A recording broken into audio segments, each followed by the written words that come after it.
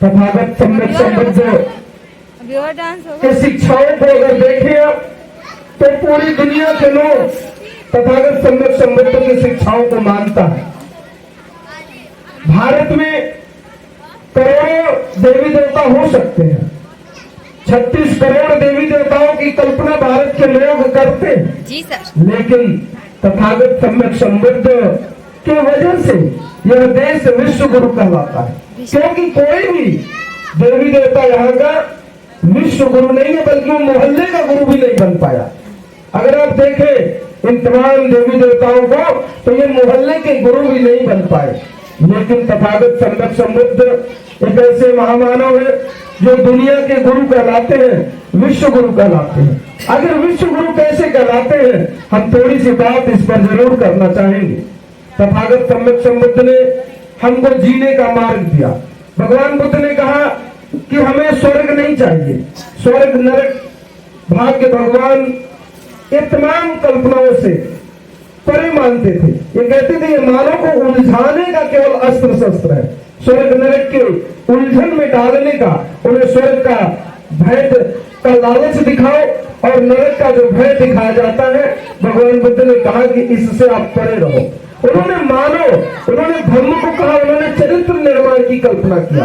उन्होंने कहा कि मानव में चरित्र का निर्माण कैसे होगा, उन बेटियों और बेटों में चरित्र का निर्माण कैसे होगा, यह धर्म सिखाता है। भगवान बुद्ध का धर्म चरित्र निर्माण का धर्म है।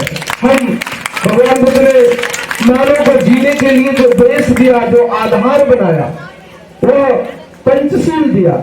उन्होंने कहा कि यह पंचशील का पालन अगर इस देश का मानव करता रहेगा तो देश से तमाम बुराइयां, तमाम भेदभाव, तमाम युद्ध मिट जाते। उन्होंने पहला शील दिया प्राणातिपाता वैरमणि सिक्खापदं समादयामि। हम अकारण प्राणी हिंसा से विरत रहने की शिक्षा ग्रहण करते हैं। हम किसी के हिंसा नहीं करेंगे, हम प्राणी हत्या नहीं करेंगे, हम किसी प्राणी में से आशय केवल मानव से नहीं है, बल्कि प्राणी से आशय जीव जंतुओं से भी है। हम किसी जीव जंतु की भी अकारण हत्या नहीं करेंगे। हाँ, अगर कोई हमारे ऊपर हिंसक हो जाए, पता चला कि हमारे पीछे हमारी बेटी बैठी है और उस पर अगर कोई हिंसक पशु आक्रमण करता है तो उसकी सुरक्षा करना हमारा परम कर्तव्य है। हम उस समय तो ऐसा कर सकते हैं, लेकिन अकारण किसी की हत्या हम नहीं करेंगे। ये भगवान बुद्ध की पहली शिक्षा है कि हम अकारण प्राणी हिंसा से विरत रहने की शिक्षा ग्रहण करते हैं। भगवान बुद्ध कहते हैं दूसरा शील जो हमें देते हैं, वो कहते हैं कि मूसा वादा वेरमणि सिक्खापदं समादयामि। हम असत्य वचन, कठोर वचन, क्लेश युक्त वचन बोलने से विरत रहने की शिक्षा ग्रहण करते हैं। मतलब हम झूठ नहीं बोलेंगे, हम चुगली नहीं करेंगे, हम गाली नहीं देंगे, हम कठोर वचन नहीं बोलेंगे। इस तरह के शिक्षा भगवान बुद्ध देते हैं। भगवान बुद्ध कहते हैं अदन्य दानो वैरमणि सिक्खापदं समादयामि। हम चोरी से विरत रहने की शिक्षा ग्रहण करते हैं। हम भगवान बुद्ध कहते हैं कामेषु मिच्छाचारा वैरमणि सिक्खापदं समादयामि। हम कामाचार, व्यभिचार, दुराचार से विरत रहने की शिक्षा ग्रहण करते हैं। तमाम बुराइयां इसमें छिपी है।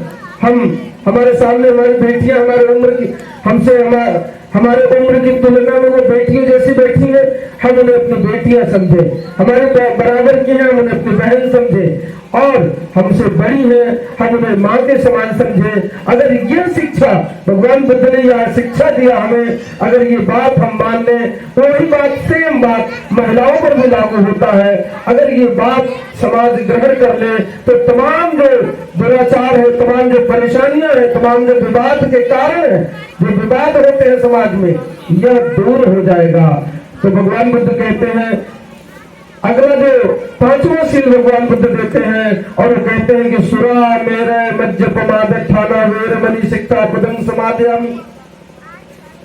अभी हमारी बेटी अनुराधा जब अपनी बात रख रही थी तो वो कह रही थी कि हमारे पिताजी, अपने पिताजी को ही वो संबोधित कर रही थी, क्योंकि लोग आखिर वो किसको कहे, दूसरे को कहेगी तो नाराजगी हो जाएगी। इसलिए वो अपने पिताजी को ही संकेत करते हुए कह रही थी कि पिताजी शराब न पीना। ये शराब बर्बादी का कारण बनता है। और भगवान बुद्ध कहते हैं सुरा मेरे मज्ज प्रमादक ठाना वेरमणि शिक्षा पदं समादयामि। हम कच्ची पक्की शराब और अन्य सभी प्रकार की नशीली वस्तुओं का सेवन करने से विरत रहने की शिक्षा ग्रहण करते हैं। हम कच्ची पक्की शराब नहीं पिएंगे, हम सुस्ती पान गुटखा नहीं खाएंगे, और ये तमाम चीजें जानते हैं, तमाम बुराइयां, तमाम परेशानियां घरों में बर्बादी का कारण बन रहा है। शराब पी करके लोग अपने बाल बच्चों को पढ़ने का पैसा नहीं दे पा रहे। हमारे मजदूर वर्ग है, हमारा मजदूर वर्ग 400 रुपए की मजदूरी करता है और 400 रुपए की मजदूरी करके 150 रुपए की दारू पी जाता है, 150 रुपए की दारू पी जाता है। और घर में पता चला बच्चों की पढ़ने की फीस नहीं है, बच्चे के लिए कपड़े नहीं है, अच्छा जीवन नहीं है, घर नहीं बन पाया है। वो क्यों? क्योंकि उसके पैसे, वो जो कठोर गाढ़ी कमाई का पैसा है, वो शराब की दुकानों पर चला जा रहा है। साथियों, भगवान बुद्ध ने जो 5 शील दिया, उस 5 शील का पालन अगर हमारा समाज करने लगे, यहाँ बैठा हुआ शेड्यूल एंड बैकवर्ड कम्युनिटी के लोग करने लगे, तो निश्चित माने कि जो तमाम कठिनाई हमारे जीवन में है, हमारे समाज के जीवन में है, उन तमाम कठिनाइयों से हम मुक्त हो जाएंगे, उससे बच जाएंगे। तमाम जो संकट आने वाला है, तमाम जो परिवारों में संकट है, अभी तमाम लोग नवयुवक बच्चों को मैं देखता हूँ शराब पी करके लीवर खराब हो गया, शराब पीने से उनकी किडनी खराब हो गई, शराब पीने से वो एक्सीडेंट हो गया। होली का त्योहार था, सैकड़ों लोग शराब के नशे में मरे थे सड़कों पर। क्यों? क्योंकि उन्होंने शराब के नशे में गाड़ियां चला रहे थे, शराब के नशे में वो मारपीट कर रहे थे। सैकड़ों मौतें शराब के नशे में हुई थी। आप समझ सकते हैं, जिस परिवार का नौजवान बेटा शराब के नशे में दुनिया से चला जाता है, उस परिवार का क्या हुआ होगा। उस परिवार की माएं, उस परिवार की बेटियां, उस परिवार की बहनें कैसे किसके भरोसे अपना जीवन चलाएंगी। तो साथियों, भगवान बुद्ध ने यह शिक्षा दिया हमें कि हम झूठ नहीं बोलेंगे, हम चोरी नहीं करेंगे, हम व्यभिचार नहीं करेंगे, हम अकारण हिंसा नहीं करेंगे, हम शराब और नशीली वस्तुओं का सेवन नहीं करेंगे। अगर ये 5 बातें हम केवल मान लें भगवान बुद्ध का, तो ये जो तमाम कठिनाई हमारे समाज में है, तमाम जो क्लेश हमारे समाज में है, हम उस क्लेश से दूर हो जाएंगे, बच जाएंगे। आने वाले तमाम संकटों से हमारा ये परिवार बच जाएगा। भगवान बुद्ध को बाबा साहब डॉक्टर अपना गुरु बनाते हैं और यही शिक्षाएं दुनिया के लोग मानते हैं और दुनिया के लोगों ने मान करके अपने देश की उन्नति किया है। आप देखें, बौद्ध धर्म के मानने वाले देश जापान को आप देखें, जापान एक ऐसा देश है जो पूरी तरह से बौद्ध धर्म को मानता है, वो भगवान बुद्ध की शिक्षाओं का अपने जीवन में पालन करता है। 1945 में जब दूसरा विश्व युद्ध हो रहा था, तो हिरोशिमा और नागासाकी जो 2 व्यापारिक केंद्र थे, जापान के दोनों बड़े शहर, बड़े व्यापारिक केंद्र, उन्नतशील शहर थे, अमेरिका ने उस पर एटम बम का प्रहार किया और एटम बम के प्रहार को झेला जापान ने। और आज भी आप देखें कि इसके बावजूद भी जापान ने इतनी उन्नति किया है कि अमेरिका जब आर्थिक संकट में आता है तो कर्जे लेने का काम जापान से करता है, जबकि छोटा सा देश है। जापान की उन्नति का कारण आप देखेंगे तो जापान की उन्नति का कारण केवल और केवल भगवान बुद्ध की शिक्षा। भगवान जापान के प्रधानमंत्री आते हैं, हमारा प्रधानमंत्री जापान जाते हैं और कहते हैं कि साहब अपनी वो टेक्नोलॉजी दे दो, क्योंकि हम भी अपने देश को क्योटो बनाना चाहते हैं, वाराणसी शहर को क्योटो जैसा बनाना चाहते हैं। क्यों? इनके पास टेक्नोलॉजी नहीं है, वो जापान से जाकर के मांगते हैं।